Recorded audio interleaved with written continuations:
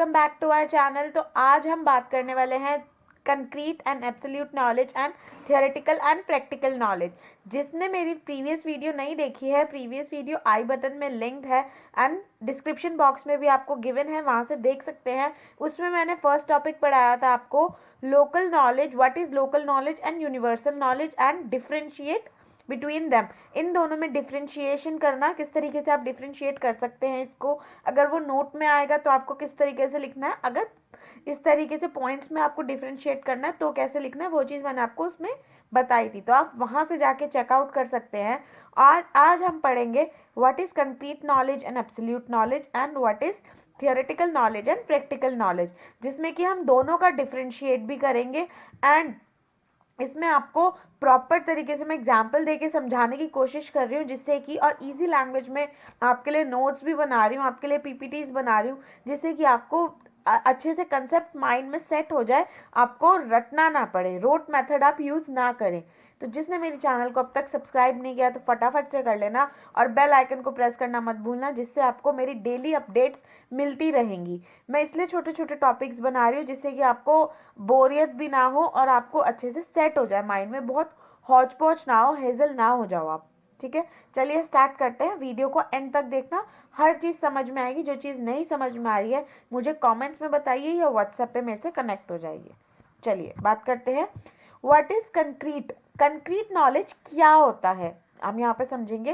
Concrete term refers to object और events that are available to the senses, जिसको हम छू सकते हैं, जिसको हम हमारे सेंसेस से समझ पा रहे हैं।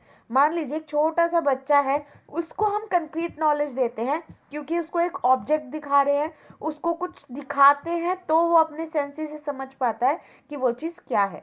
तो कंक्रीट टर्म वहाँ यूज़ किया जाता है। ठीक है, सेकंड देखते हैं absolute knowledge. What is absolute knowledge? Abstract terms refers to idea or concept, they have no physical reference। इसमें क्या है, जब आप एब्स्ट्रैक्ट तरीके से, एब्स्ट्रैक्ट मीन्स होता है आइडियाज़, जहाँ पे आपके आइडियाज़, आपकी इमेजिनेशन, वहाँ पे आपके कंसेप्ट, आपकी रेफरेंसेस, आपके थॉट्स जाके मिलते हैं, लेकिन कोई फिजिकल नहीं होता है, बट आपका सब कुछ माइंड में चल रहा होता है। वो जो आपका टर्म वो जो आपकी रेफरेंस निकल कर आती है, आपके साथ आपके वर्क में मिलती है, उसे हम कहते हैं एब्सोल्यूट नॉलेज। इनका डिफरेंशिएट देख लेते हैं। देखिए फर्स्ट पॉइंट आता है concrete thinking refers to the thinking on the surface. Concrete thinking उस चीज़ को बिलोंग करता है, वो चीज़ बताता है जो कि सरफेस के ऊपर हमारी सोच किस तरह की, एक छोटे से बच्चे में किस तरह की सोच होती है। जो वो नॉर्मल देखता है वो चीज़ वो समझता है, भले ही वो बोल ना पाए, लेकिन वो सोचता रहता है, कुछ ना कुछ तो उसके माइंड में चलता ही है, बट वो एक्सप्रेस नहीं करता है, एक्सप्रेस हो ही नहीं पाता है, उसके पास वर्ड्स नहीं होते हैं क्योंकि वो बोल नहीं सकता, बट वो उसके समझ रहा है, जो आसपास देख रहा है वो समझ रहा है। तो यहाँ पे आता है abstract thinking is related to the thinking in depth, गहराई में जो चीज़ जाके समझी जाती है। मान लीजिए एक छोटा बच्चा है जो देख रहा है वो समझ रहा है, लेकिन एब्स्ट्रैक्ट वहाँ आ जाता है जब हम एक छोटी एज, जो इन्फेंट एज होती है, वो छोड़ के हम मिडिल एज में, टीन एज में आते हैं, जहाँ पे हमारी थिंकिंग डेवलप होना शुरू हो जाती है, जहाँ पे हम सोचना शुरू कर देते हैं कि मुझे ऐसा करना है, मुझे वैसा करना है, इतनी गहराई में हम सोचते हैं, वहाँ पे एब्स्ट्रैक्ट शुरू होती है हमारी सोच। तो उसको वही बताया गया है। सेकेंड पॉइंट है इन concrete knowledge mental efforts is not involve. Concrete knowledge में ना आपके मेंटल एफर्ट्स नहीं होते, जैसे मैंने आपको अभी फर्स्ट पॉइंट में बताया कि इसमें एक छोटा बच्चा अपना दिमाग नहीं लगाता। वो जो उसने देखा, मान लीजिए एक टॉय उसके सामने रख दिया, तो उसने अगर बड़े ने टॉय को हिलाया तो वो भी हिलाना शुरू कर देगा, वो उसको उठा के खेलेगा नहीं, कुछ करेगा नहीं, बट उसने जो चीज़ देखी है वो समझता है, अपने दिमाग से कुछ नहीं करता है। बट अपोजिट होता है एब्सोल्यूट में, mental process is involve in abstract knowledge.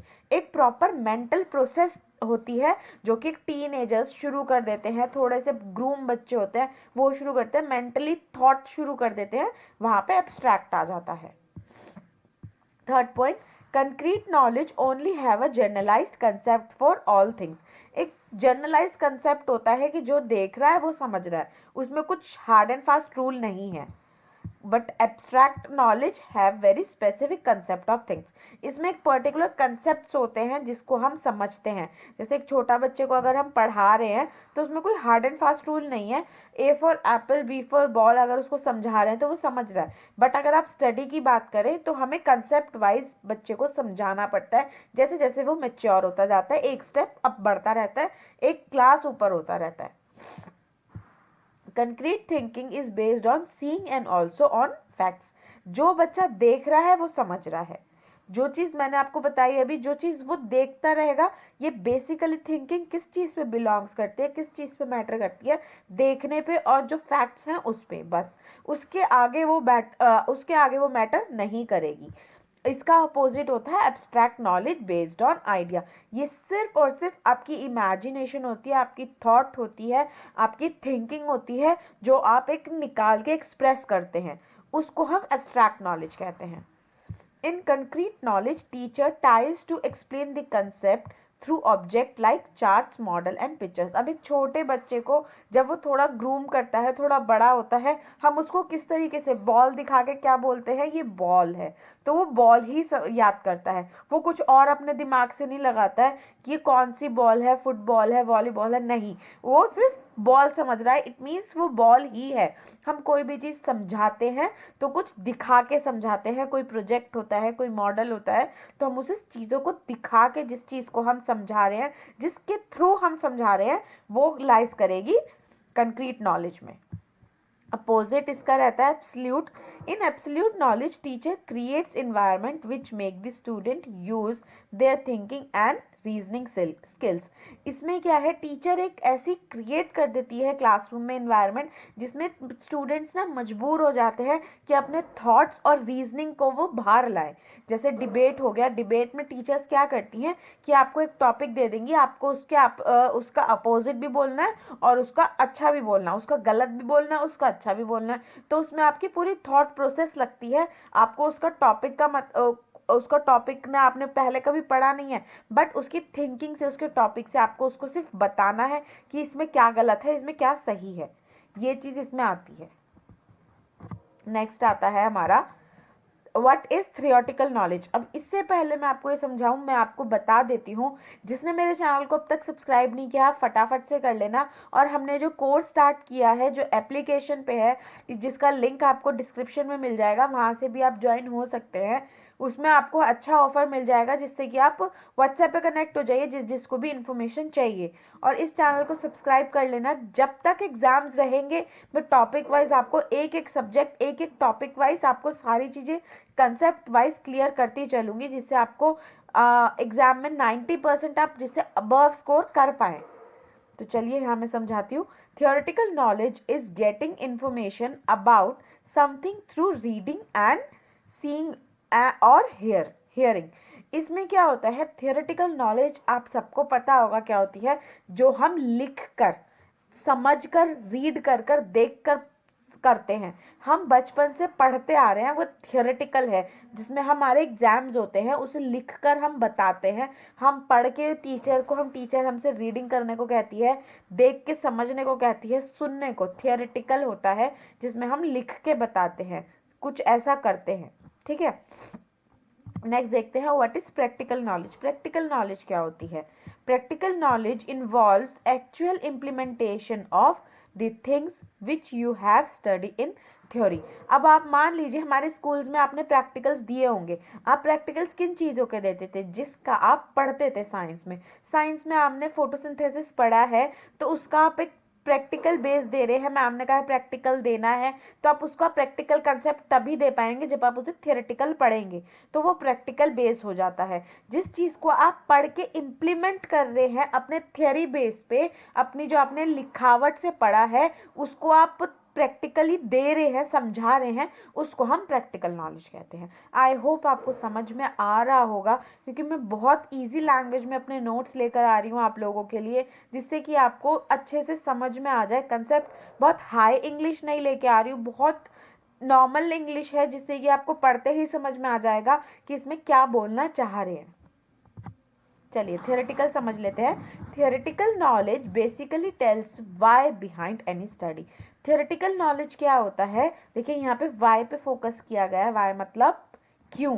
तो यहाँ पे ये चीज़ बताई गई है कि थियोरेटिकल नॉलेज बेसिकली हमें समझाता है वाई, क्या क्यों स्टडी में क्या है क्यों है, वो चीज़ थियोरेटिकल नॉलेज में हमें समझ में आती है। बट कि प्रैक्टिकल में क्या होता है, practical knowledge tells the how behind any study, वो किस तरीके से हुआ है। यहाँ पे हम समझ रहे हैं क्यों हुआ है, एक जो आप पढ़ रहे हैं वो क्यों हो रहा है, कैसे हुआ है, वो समझ में आ रहा है। थियोरेटिकल में लिखावट में जो लिखा हुआ होता है बुक्स में पढ़ते हैं, जबकि प्रैक्टिकल नॉलेज में वो किस तरीके से हो रहा है, कैसे हुआ है, जो हम पढ़ रहे हैं उसको कैसे किया गया है, वो चीज़ समझाई जाती है। देखते हैं second point, theoretical knowledge is the base of any knowledge. कोई भी नॉलेज, कोई भी ज्ञान का नॉलेज थियोरेटिकल होता है। जब तक आपको लिखना नहीं आएगा, समझोगे नहीं, जब तक आपको समझोगे नहीं, आप लिख नहीं पाओगे तो आप उसको एज अ प्रैक्टिकल भी नहीं कर पाओगे। तो कोई भी स्टडी हो, आपको बचपन से जब आप ABCD सीखते हैं तो वो थियोरेटिकल होता है, जिससे कि आप लिख के समझते हैं। A for Apple, B for ball आपको लिख के समझाया जाता है, वर्बली आपको नहीं करा देते। जो A for Apple, B for ball है वो थियोरेटिकल है, आपको प्रैक्टिकल बाद में दिखाते हैं, पहले थियोरेटिकल समझाया जाता है। तो हमारा ये पॉइंट आता है, practical knowledge is based on theoretical knowledge. जो प्रैक्टिकल नॉलेज होती है वो टोटली डिपेंड करती है हमारे थियोरेटिकल नॉलेज पे, क्योंकि जब आप समझोगे, लिख कर समझोगे, जो चीज़ आप देख के समझोगे, तभी तो आप प्रैक्टिकल दे पाओगे। जिसका आपने वाई ही नहीं समझा तो उसका आप हाउ कैसे बताओगे। ये चीज़ टोटली बेस्ड होती है, प्रैक्टिकल नॉलेज टोटली बेस्ड होती है थियोरेटिकल नॉलेज पे। आई होप आपको यहाँ तक समझ में आ गया होगा, जिसे नहीं आया comment down below. Theoretical knowledge gives deeper understanding of a topic by studying why something works and other does not। यहाँ पे ये बताया गया है कि थियोरेटिकल नॉलेज हमें डीपर अंडरस्टैंडिंग देती है किसी भी टॉपिक में, जब हम कोई चीज़ पढ़ रहे होते हैं कि ये किस तरीके से वर्क कर रहा है, Y something works and other does not, क्यों किस तरीके से वर्क कर रहा है, किस तरीके से वर्क नहीं कर रहा है, हमें वो चीज़ समझ में आती है, गहरा ज्ञान दिया जाता है। बल्कि practical knowledge tells you how things work in real world. अब ये प्रैक्टिकल नॉलेज जो होती है हमें किस तरीके से बताती है, हमें रियल वर्ल्ड की एक प्रैक्टिकल नॉलेज देती है, किस तरीके से चीज़ें करी जा रही हैं उसकी प्रैक्टिकली नॉलेज होती है हमें, जब हम खुद से प्रैक्टिकल एक्सपेरिमेंट्स करके देखते हैं। जो चीज़ हमने समझी है, जो चीज़ हमने देखी है, उसको हम प्रैक्टिकली करके देखते हैं रियल वर्ल्ड के रिगार्डिंग, कि किस तरीके से रियल वर्ल्ड में क्या क्या हो रहा है। Theoretical knowledge is short term learning. Theoretical knowledge क्या होता है, ये बहुत छोटे टाइम के लिए आपके माइंड में सेट होता है। आपने अभी पढ़ा है, कुछ समझा, ठीक है, आपने समझ लिया। आपको मान लीजिए, आपको अगर बचपन में या जब आप किसी, अब आप इतनी बड़ी एज में आ गए हैं, B.Ed में जा रहे हैं, आगे आप पढ़ाएंगे, तो उसमें अगर आपको प्रेप क्लास, नर्सरी क्लास के बच्चों को आपको समझाना है, जब तक आप उन्हें बॉल नहीं दिखाओगे कि ये बॉल है, ये बनाना है, ये एप्पल है, उन्हें नहीं दिखाओगे, सिर्फ लिखवाओगे, तो उन्हें क्या याद हो जाएगा? अगर उनके सामने आप एप्पल रख दोगे तो वो क्या बता देंगे कि ये एप्पल है? नहीं। अगर आप बोलोगे A फॉर तो ही वो बोलेंगे एप्पल, अगर आप बोलोगे B फॉर तो ही वो बोलेंगे बॉल। लेकिन अगर आप उन्हें दिखा के समझा रहे हो कि ये एप्पल है, अपने हाथ में रख के दिखा रहे हो, व्हाट इज दिस, ये फॉर A फॉर एप्पल, वो अगर आप दिखाओगे तो उन्हें बहुत टाइम तक के लिए याद रहेगा। जब भी वो कहीं पे भी, घर पे भी, बाहर भी, कहीं पे भी वो एप्पल रखा हुआ देखेंगे तो वो फटाक से इंस्टेंट बोल देंगे A फॉर एप्पल। लेकिन शॉर्ट टर्म में उनको याद नहीं रहेगा, वो भूल जाएंगे। इस तरीके से लॉन्ग टर्म जो होता है, लॉन्ग टर्म लर्निंग जो होती है, वो प्रैक्टिकल नॉलेज होती है कि बच्चे को बहुत टाइम तक याद रहती है। But theoretical knowledge short term होती है, वो बहुत जल्दी भूल जाता है। नेक्स्ट देख लेते हैं, theoretical knowledge is something uninteresting and difficult to understand. अब थियोरेटिकल नॉलेज ना बहुत अनइंटरेस्टिंग होती है, जिसमें बच्चों का ना इंटरेस्ट नहीं बन पाता और वो बहुत मुश्किल हो जाती है समझने में। जब कोई चीज़ नहीं समझ में आ रही है, उसे आप प्रैक्टिकली नहीं करके देख पा रहे हो, बट रटना चाह रहे हो, तो वो बहुत इरिटेटिंग हो जाएगी। जैसे हिस्ट्री आप थियोरेटिकल कर रहे हो, समझ नहीं रहे हो प्रैक्टिकली, तो वो बोरिंग हो जाती है, अनइंटरेस्टिंग हो जाती है, जिससे कि आपको बहुत डिफ़िकल्ट लगती है। हर बच्चा अपनी एज में हिस्ट्री से भागता ही होगा, क्योंकि उसमें कोई थियोरेटिकल चीज़ नहीं है।